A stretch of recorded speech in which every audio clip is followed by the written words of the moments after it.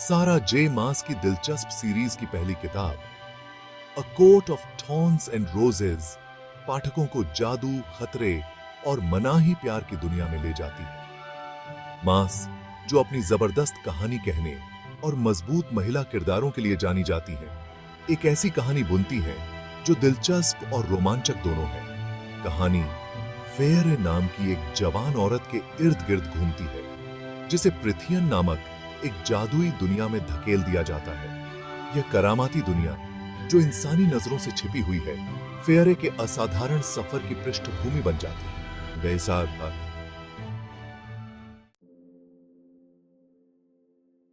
Fayre, एक कुशल शिकारी, अपने परिवार के साथ एक साधारण जीवन जीती है।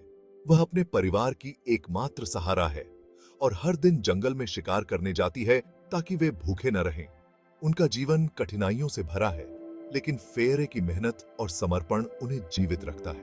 उनके पास बहुत कम साधन है और हर दिन एक नई चुनौती लेकर आता है, लेकिन फेयरे की बहादुरी की भावना उन्हें आगे बढ़ाती रहती है। वह कभी हार नहीं मानती, चाहे परिस्थितियां कितनी भी कठिन क्यों न हो। उसकी दृढ़ता और साहस उसे हर मुश्किल से लड़ने की ताकत देते हैं। एक दिन जंगल में शिकार करते समय फेयरे एक भेड़िए को मार देती है, इस बात से अनजान कि वह असल में क्या है। वह सोचती है कि यह एक साधारण शिकार है, लेकिन उसकी यह हरकत उसके जीवन को हमेशा के लिए बदल देती है। उसकी इस हरकत के अप्रत्याशित परिणाम होते हैं, जो उसे पृथियन में खींच ले जाते हैं, जो परियों और प्राचीन जादू की भूमि है। यह एक ऐसी जगह है जहां हर कोने में रहस्य और जादू छिपा हुआ है।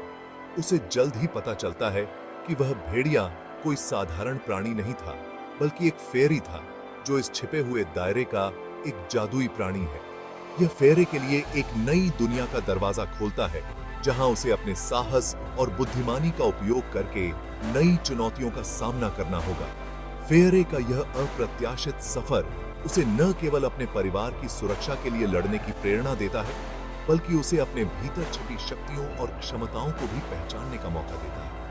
यह एक ऐसी यात्रा है जो उसे खुद को और इस नई दुनिया को समझने में मदद करेगी। भेड़िए को मारने की सजा के तौर पर पृथियन ले जाई गई फेयरे खुद को टैमलिन के साथ पाती है, जो एक हाई फेयरी है और रहस्य से भरा हुआ है। पृथियन का जीवन फेयरे के इंसानी जीवन से बिल्कुल अलग है। वह इस नई दुनिया को समझना शुरू कर देती है, यहाँ के रीति रिवाजों, रहस्यों और टैमलिन के प्रति अपने लगाव से जूझते हुए।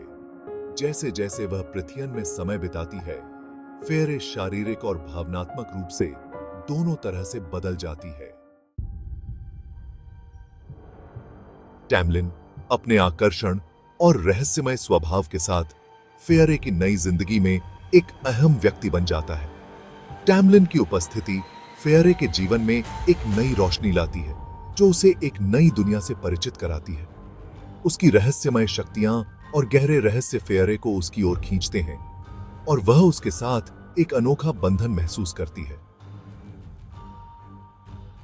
हालांकि एक और फेयरी, रिसंद, एक शक्तिशाली व्यक्ति के रूप में उभरता है, जो फेयरे के जीवन में एक नया मोड़ लाता है।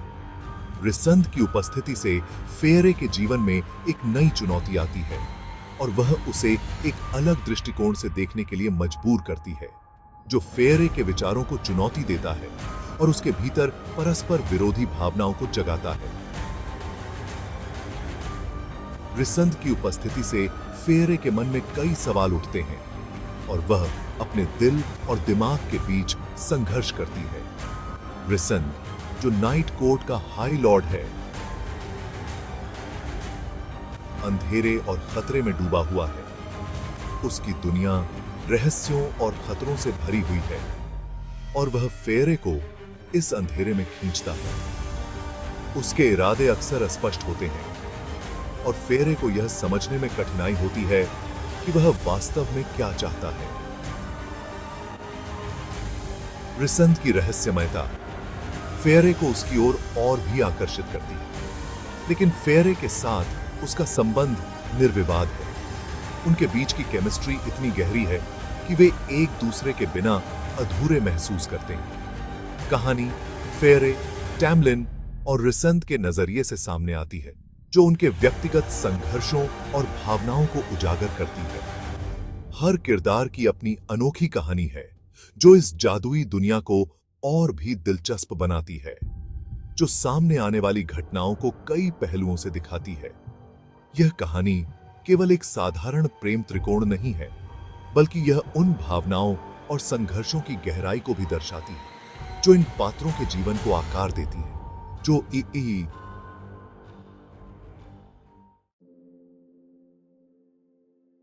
भाग 5, जादू और आश्चर्य का एक दायरा। यह एक ऐसी दुनिया है जहां हर कोने में जादू बिखरा हुआ है। पृथियन केवल एक पृष्ठभूमि नहीं है, बल्कि अपने आप में एक किरदार है, जो जीवंत और गतिशील है। यह भूमि जादू, सुंदरता और छिपे हुए खतरों से भरी हुई है, जहां हर कदम पर एक नया रहस्य छिपा है। मास इस जादुई दुनिया की एक विशद तस्वीर पेश करती है, जो पाठकों को एक अद्भुत यात्रा पर ले जाती है। हरे भरे स्प्रिंग कोर्ट से लेकर अंधेरी नाइट कोर्ट तक, हर क्षेत्र की अपनी अनूठी विशेषताएं और रहस्य हैं। प्राचीन श्राप, शक्तिशाली कलाकृतियां और जादुई वस्तुएं इस दुनिया को और भी रहस्यमय बनाती हैं। पौराणिक जीव पृथियन को आबाद करते हैं, जो कथा में रहस्य और आश्चर्य की परतें जोड़ते हैं। यह भूमि केवल एक कहानी नहीं है, बल्कि एक जीवंत अनुभव है, जो हर पाठक को अपनी ओर खींचता है। फेरे का सफर उसे करामाती जंगलों, भव्य महलों और खतरनाक इलाकों से होकर ले जाता है, जहां हर मोड़ पर एक नई चुनौती उसका इंतजार करती है। यह यात्रा केवल भौतिक नहीं है, बल्कि आत्मिक भी है, जो फेरे को एक नई पहचान दिलाती है। प्रत्येक मुलाकात उसकी किस्मत को आकार देती है और उसे एक नई दिशा में ले जाती है। यह एक ऐसी दुनिया है जहां हर पल एक नया चमत्कार हो सकता है और हर कदम पर एक नई कहानी शुरू हो सकती है। भाग 6, प्यार, बलिदान और नियति। मूल रूप से a court of thorns and roses प्यार, बलिदान और खुद को खोजने की कहानी है। फेयरे का सफर मुश्किल विकल्पों से भरा है, जो उसके साहस और वफादारी की परीक्षा लेते हैं। वह फेयरी समाज की जटिलताओं से जूझते हुए टैमलिन के लिए अपनी बढ़ती भावनाओं से जूझती है। जैसे जैसे वह पृथियन के अतीत और उसके सामने आने वाले खतरों के बारे में सच्चाई का पता लगाती है, फेयरे को जीवन बदलने वाले फैसले लेने पड़ते हैं। भाग 7, पृथियन का आकर्षण। मास रोमांस, फंतासी और रोमांच के तत्वों को कुशलता से मिलाते हुए एक मनोरम पढ़ने का अनुभव तैयार करती है। पृथियन का आकर्षण अपने जादुई जीवों और मनाही प्रेम के साथ पाठकों को फेरे की दुनिया में खींच लेता है। कहानी आत्मखोज, सामाजिक मानदंडों को चुनौती देने और उस चीज के लिए लड़ने के विषयों की पड़ताल करती है जिस पर व्यक्ति विश्वास करता है। एक शिकार से शिकारी में फेरे का परिवर्तन पाठकों को प्रभावित करता है, जो उसके लचीलेपन और आंतरिक शक्ति को प्रदर्शित करता है। भाग 8, सतह से परे। A court of thorns and roses महज एक मनोरम प्रेम कहानी से कहीं बढ़कर है। यह शक्ति, हेर फेर और अच्छाई और बुराई की जटिलताओं के विषयों में तल्लीन करती है। पात्र केवल काले और सफेद नहीं हैं, बल्कि धूसर रंगों में रंगे हुए हैं, जो उनकी बातचीत में गहराई और रहस्य जोड़ते हैं। कहानी पाठकों को दिखावे पर सवाल उठाने और सच्चाई को उजागर करने के लिए सतह से परे देखने की चुनौती देती है। भाग 9, एक मनोरम कहानी। अपनी इमर्सिव दुनिया निर्माण, जटिल पात्रों और मनोरंजक कथानक के साथ a court of thorns and roses ने दुनिया भर के पाठकों को मोहित कर लिया है। मास की लेखन शैली गेय और सुलभ दोनों है। जो पाठकों को फेयरे के असाधारण सफर में खींचती है। रोमांस, फंतासी और रोमांच का मिश्रण इसके सशक्त संदेश के साथ इसे व्यापक दर्शकों के लिए एक सम्मोहक रीढ़ बनाता है। A court of thorns and roses कहानी कहने की शक्ति और हमें अपनी कल्पना से परे दुनिया में ले जाने की क्षमता का प्रमाण है।